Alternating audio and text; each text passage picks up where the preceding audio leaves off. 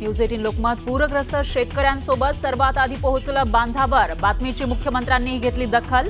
मुख्यमंत्र्यांनी सर्व मंत्र्यांना दिले दौऱ्याचे आदेश।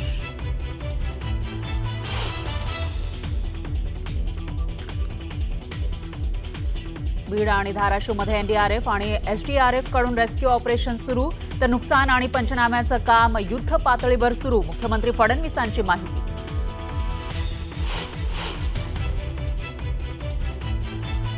शेतकऱ्यांनी मंत्री गिरीश महाजन यांचा ताफा अडवला। प्रशासनाला शेतकऱ्यांचं देणं घेणं नाही, मंत्र्यांकडून पंचनाम्याचा फक्त देखावा। शेतकऱ्यांचा सरकार विरोधात आक्रोश।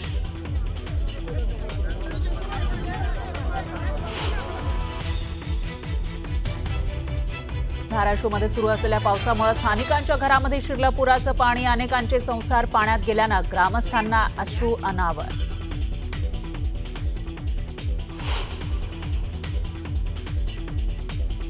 सोलापुरातील माढामध्ये बोटीच्या मदतीनं स्थानिकांचं स्थलांतर। संपूर्ण शेती पाण्याखाली गेल्यानं जनजीवन विस्कळीत, शेतकरी आर्थिक संकटात।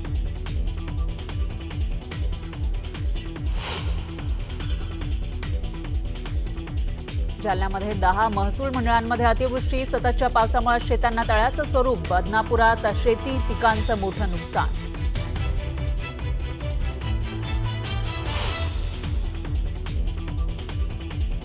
माढा तालुक्यातील वाकाव गावामध्ये 2,500 नागरिक मध्यरात्रीपासून पुराच्या पाण्यात अडकून।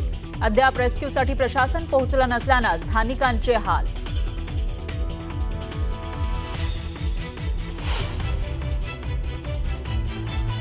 बुलढाणा जिल्ह्याला अतिवृष्टीचा तडाखा। तब्बल 2,58,000 हेक्टरवरील शेती क्षेत्र बाधित। ओला दुष्काळ जाहीर करण्याची शेतकऱ्यांची मागणी।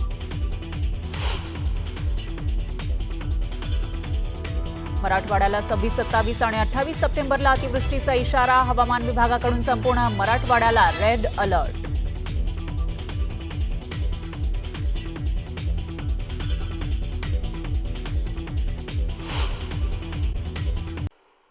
कदाचित तुमच्या आतापर्यंतच्या राजकीय कारकिर्दीत पहिल्यांदा असं झालं असेल की ओला दुष्काळ जाहीर करा म्हणून तुम्हाला मागणी करावी लागते। काय परिस्थिती आहे? निश्चितपणे आपण जे सांगताय ती वस्तुस्थिती आहे आणि मी सगळ्यात पहिल्यांदा IBN लोकमत आणि विशेषतः बडेजी तुमचं मी मनापासून अभिनंदन करतो, कारण शेतकऱ्याच्या प्रत्येक प्रश्नावर IBN लोकमत असेल आणि तुम्ही असाल कायमस्वरूपी त्या ठिकाणी शेतकऱ्याचा आवाज बनून तुम्ही सरकारच्या कानापर्यंत पोहोचायचं काम केलंय, त्याच्याबद्दल तुमचा पहिल्यांदा आभार।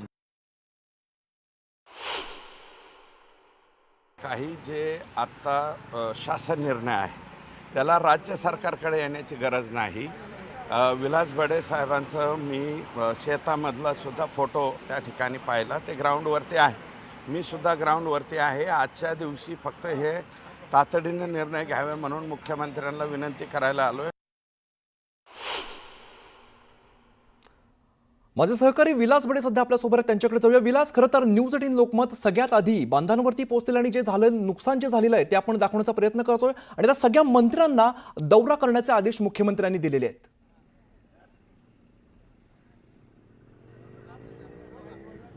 अमित, हेच अपेक्षित होतं, कारण ज्या पद्धतीचं महाराष्ट्रावर अभूतपूर्व असं संकट ओढवलेलं आहे, या संकटाच्या काळात राज्यातल्या सगळ्या लोकप्रतिनिधींनी मंत्र्यांनी बांधावर येणं गरजेचं होतं, कारण अभूतपूर्व असं हे संकट आहे महाराष्ट्रावरचं। आणि या महाराष्ट्रावरच्या अभूतपूर्व संकटामध्ये, पूर परिस्थितीमध्ये शेतकऱ्यांना दिलासा द्यावा याच्यासाठी पहिल्यांदा चकचकीत स्टुडिओ सोडून न्यूज 18 लोकमत सगळ्यात पहिल्यांदा महाराष्ट्राच्या बांधावरती पोहोचलं। अस्वस्थता बांधावरची काय आहे, बांधावरची वेदना काय आहे, हे आपण महाराष्ट्र आणि सरकारपर्यंत पोहोचवण्याचं काम केलं। आपणच महाराष्ट्राच्या शेतकऱ्यांचे अश्रू हे सत्ताधाऱ्यांपर्यंत पोहोचवले आणि आज आपण ही दृश्य दाखवतोय ज्या महापुरामध्ये इथल्या शेतकऱ्यांचे आयुष्य भविष्य उद्ध्वस्त झालेलं आहे। हा सीना नदीचा महापूर आहे, ज्या सीना नदीच्या खरं तर दुष्काळामुळे ही कोरडी ठाक पडलेली सीना नदी आपण अनेक वर्ष दाखवली, पण दुष्काळानं ज्या नदीचं चित्र आतापर्यंत दिसायचं त्या नदीला आलेला हा महापूर आज शेतकऱ्यांची सगळी शेती, अनेक संसार उद्ध्वस्त करणारा हा महापूर ठरला। आणि आता आपण एका ट्रॅक्टरवरती आहोत। आपण दाखवतोय आपल्या प्रेक्षकांना साधारण 5 किलोमीटर पर्यंत आता हे पात्र झालेलं आहे नदीचं। याचा अर्थ नदीच्या मूळ पात्रापासून 2 ते 3 किलोमीटर डाव्या बाजूला, 2 ते 3 किलोमीटर उजव्या बाजूला अशा प्रकारे हे पाणी वाहत आहे. खरं तर मराठवाड्यातल्या, पश्चिम महाराष्ट्रातल्या या सगळ्या माणसांना समुद्र माहीत नसतो, पण आज या निसर्गाचं रौद्ररूप पाहिल्यानंतर समुद्र काय असतो हे इथं बसून बघावं अशा प्रकारची परिस्थिती या नदीनं समुद्राचं रूप धारण केलेलं आहे. हे जे उंच झाडं दिसत आहेत, इथं घरं आहेत, या सगळ्या पाण्याखाली शेती आहे, या पाण्याखाली शेतकऱ्यांची स्वप्न आहेत. जिथपर्यंत नजर जाईल तिथपर्यंत आपल्याला पाणी दिसतंय आणि या पाण्याचा जो प्रचंड मोठा प्रवाह आहे तो पलीकडे दिसतोय. तो लातूर एक्सप्रेस जी रेल्वे आहे तो रेल्वेचा ब्रिज आहे आणि या रेल्वेच्या ब्रिजला इतिहासात पहिल्यांदा पाणी लागलेलं आहे. म्हणजे धोक्याच्या पातळीच्याही पलीकडे आता पाणी या सीना नदीतून व्हायला लागलेलं आहे आणि त्यामुळे ही परिस्थिती हे बघा, हे झाड आहे आपल्या ह्याचं नारळाचं झाड आहे. नारळाच्या झाडाची उंची किती असते तर आता नारळाच्या झाडाला हाताने नारळ काढता यावेत एवढ्या उंचीपर्यंत पाणी आलेलं आहे. म्हणजे या पाण्याची खोली किती असू शकते याचा अंदाज आपल्याला नक्की निश्चितपणे येऊ शकेल. दुसऱ्या बाजूला ही पूर्ण ऊस शेती जी दिसते आपल्याला, ऊसाचे फक्त वरचे टोक दिसत आहेत आणि त्या खाली पूर्ण ऊसाची शेती गेलेली आहे. सगळ्यात महत्त्वाचं म्हणजे इथं मातीचं नुकसान झालेलं आहे. आपल्यासोबत पत्रकार आहेत जे या सगळ्या स्थानिक महापुराचं कव्हरेज करतायत. काय परिस्थिती निर्माण झालेली आहे, हजारो लोकांच्या मोटारी, ट्रान्सफॉर्मर, पाईप, माती, जमीन सगळं काही वाहून गेलंय. हा महापूर अभूतपूर्व आहे, इतिहासात कधी घडलं नाही ते आता घडलं असं सांगितलं जात आहे. फक्त जमीन, मोटारी आणि ट्रान्सफॉर्मर वाहून गेले नाहीत सर, तर शेतकऱ्यांची उभी स्वप्न वाहून गेलेत. शेतकऱ्यांनी स्वप्न पाहिलं होतं यावर्षी माझा 50 टन ऊस जाईल, 70 टन, 100 टन ऊस जाईल, पण त्या ऊसाच्या मुळ्यासह ऊसाचा गोडवा सुद्धा वाहून गेलेला आहे.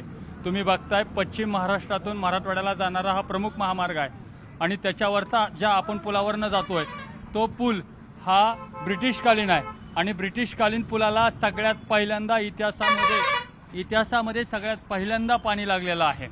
आपण बघतोय आपल्या मोबाईलच्या फोटोमध्ये सुद्धा हे पाणी बसणार नाही. लेन्सच्या पलीकडचं आहे, लेन्सच्या पलीकडचं आहे आणि मला वाटतं सरकारनं सरकारची लेन्स उघडली पाहिजे आणि सरकारनं, प्रशासनानं लेन्स उघडून हे कव्हरेज जे तुम्ही दाखवताय ते सरकारनं सुद्धा पाहायला पाहिजे. आणि आता आपण त्या नदीचा जो प्रवाह आहे, प्रचंड मोठा प्रवाह, अक्षरशः भीती वाटावी, काळजाचा ठोका चुकावा अशा प्रकारचा हा प्रचंड मोठा पाण्याचा लोंढा प्रवाह, महापूर या सीना नदी पात्रामध्ये आपण बघतोय. आत्ता आपण कुरुडवाडी आणि बार्शी या ब्रिजवरून प्रवास करतोय आणि ब्रिज क्रॉस करत असताना आपण सातत्यानं जेव्हापासून लाईव्ह करतोय तेव्हापासून चालतोय म्हणजे ट्रॅक्टरमध्ये, आणि हा प्रवाह किती मोठा झालेला, पात्र नदीचं किती मोठं झालेलं आहे हे दाखवण्याचा आपण प्रयत्न करतोय. म्हणजे 5-5 किलोमीटर जर नदीचं पात्र पसरलेलं असेल म्हणजे पाण्यानं आपली सीमा ओलांडून या सीनेच्या पाण्यानं जे अभूतपूर्व असं संकट इथल्या शेतकऱ्यांच्या मनात निर्माण केलेलं आहे, शेतीमध्ये निर्माण केलेला आहे, त्याचा आढावा घेण्याचा प्रयत्न आपण करतोय. आणि एका बाजूला हा प्रचंड मोठा पूर, तर दुसऱ्या बाजूला बघा हा वरून येणारा लोंढा आहे पाण्याचा आणि या पाण्याच्या लोंढ्यासोबत सगळ्या गंजी, सोयाबीनच्या गंजी असतील, पिकं असतील, सगळं वाहून येत आहे. आणि पुन्हा एकदा मी ते सांगेन की समुद्राची आठवण मराठवाड्यातल्या माणसाला करणारं हे चित्र आहे. जिकडे नजर जाईल तिकडे फक्त पाणी आणि भीषण असं रौद्ररूप धारण केलेली ही नदी आपल्याला दिसते. या लोंढ्याची भीती वाटावी असं हे सगळं चित्र आहे. आणि या नदीनं आता त्यांचं जे पात्र आहे ते सोडून 2-2, 3-3 किलोमीटर पर्यंत चा सगळं आपल्या कवेत घेतलेलं आहे. अनेक गावं पाण्यानं वेढलेली आहेत आणि या गावांमधून रेस्क्यू ऑपरेशन सध्या सुरू आहे. अशी अनेक गावं आहेत जिथं ना प्रशासन पोहोचलंय, जिथं ना पत्रकार पोहोचू शकलेत, ना आणखी कोणी पोहोचू शकलेलं आहे. तिथं हेलिकॉप्टरच्या मदतीनं त्या लोकांपर्यंत पोहोचण्याचा प्रयत्न केला जातोय. सध्या रेस्क्यू ऑपरेशन कसं पार पडलं? रात्री एनडीआरएफची टीम आली होती जी परांडा तालुक्यामधून जे सीना नदीमध्ये पाणी येतंय कोळेगाव धरणाचं, त्याच्यामधून 1,70,000 क्युसेक या एवढ्या मोठ्या प्रमाणामध्ये पाणी सोडलं गेलं होतं. पुण्यावरनं एनडीआरएफची टीम आल्यानंतर त्यांना जायला रस्ता बंद होता, कारण कुर्वाडी ते परांडा भूम मार्ग बंद आहे. कुर्वाडीहून मराठवाड्याला जाणारा फक्त एकमेव रस्ता चालू आहे, हा कुर्वाडी बार्शी रोड. सध्या माढा तालुक्यातली दारफळ गाव असेल, जामगाव असेल, वडशिंगे असेल किंवा दारफळ, त्याच्यानंतर तांदुळवाडी, रिधोरे आणि नंतर वरती लव्हे, परांडा तालुक्यामधील नालगाव आहे, शिराळा आहे, माढा तालुक्यातल्या हद्दीमध्ये गाव असलेलं शिंगेवाडी आहे, बेटरगाव आहे, मुंगशी आहे. ही गावं सध्या सगळी पाण्यामध्ये आहेत. अनेक लोकांना बाहेर काढण्यात आलेलं आहे. परंतु ज्यावेळेस लोकांपर्यंत प्रशासन जातं त्यावेळेला प्रशासनाला देखील मोठ्या अडचणीला सामना करावा लागतोय. बोटी कमी पडतायत, प्रशासनाला मदत तोकडी पडते तिथं पुरवण्यासाठी. निश्चितपणे. आणि ही सगळी भयावह परिस्थिती महाराष्ट्राला कळावी, महाराष्ट्रापर्यंत जावी आणि इथल्या सरकारला सुद्धा दिसावी. कारण मी तर असं म्हणेन की आता या क्षणाला जर आकाशामध्ये ड्रोन उडवला तर ड्रोन सुद्धा धाय मोकलून रडेल. अशा प्रकारची भीषण विदारक अशी परिस्थिती मराठवाड्यातल्या या सीमेच्या काठावरती सगळीकडे दिसते. या सीमेचे अश्रू शेतकऱ्यांच्या डोळ्यात आहेत. पुढची अनेक वर्ष या सगळ्या परिस्थितीतलं या दुःखाचं निराकरण करणं इतक्या सोपं नाहीये. शेतकऱ्याला उभं राहणं शक्य नाहीये. आज या शेतकऱ्याच्या नजरा लागल्यात त्या म्हणजे 7व्या मजल्याकडे. अगदी त्यामुळे आणि विलास, या शेतकऱ्यांचे अश्रू कधी पुसले जातात हे पाहणं सुद्धा तितकंच महत्त्वाचं असणार आहे. धन्यवाद विलास या सगळ्या सविस्तर माहितीसाठी.